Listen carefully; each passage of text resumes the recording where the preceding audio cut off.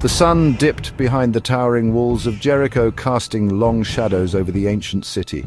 Within its fortified gates, merchants bartered, children played, and soldiers patrolled the streets.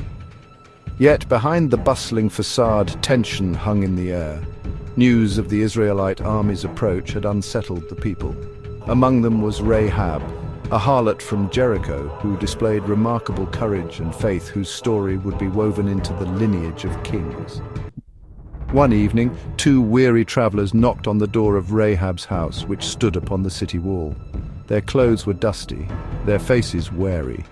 Instinctively, she knew they were Israelites, spies sent by Joshua to assess Jericho's defenses. Rahab faced a choice: turn them in and secure favor with her king, or offer them refuge and risk her own life. Something deep within her stirred, a whisper of faith in the God of Israel. She ushered them inside and concealed them under stalks of flax laid out on her rooftop. Before long, pounding at her door shattered the stillness. Jericho's soldiers, sent by the king, demanded she surrender the spies. They were here, but they left before the city gates closed. If you hurry, you may catch them.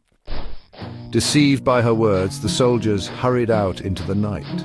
Only when silence settled once more did Rahab climb to the roof, where the spies awaited her. Rahab said to the spies, "I know that your God has given you this land. We have heard how he parted the Red Sea and how he gave you victory over mighty kings.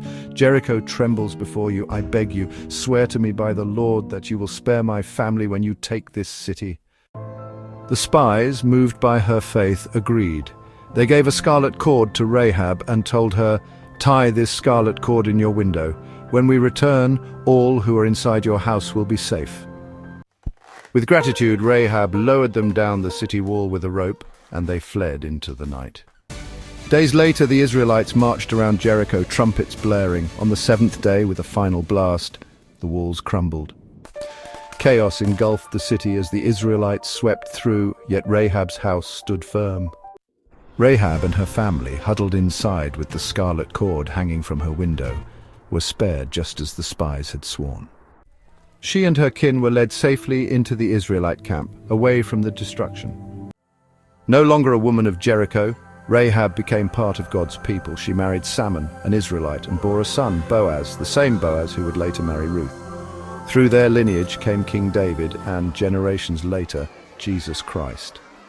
Rahab's name, once linked to shame and prostitution in Jericho, became a symbol of faith. Her past did not define her future.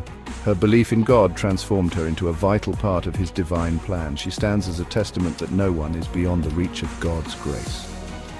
Rahab's story echoes through the ages, a reminder that faith requires courage and that God redeems those who seek him. From the walls of Jericho to the genealogy of the Messiah, her life testifies that God can take the broken and make them whole. The scarlet cord, like the blood of the Lamb, marked her salvation. Through faith, she found redemption. And through her, a Savior came into the world.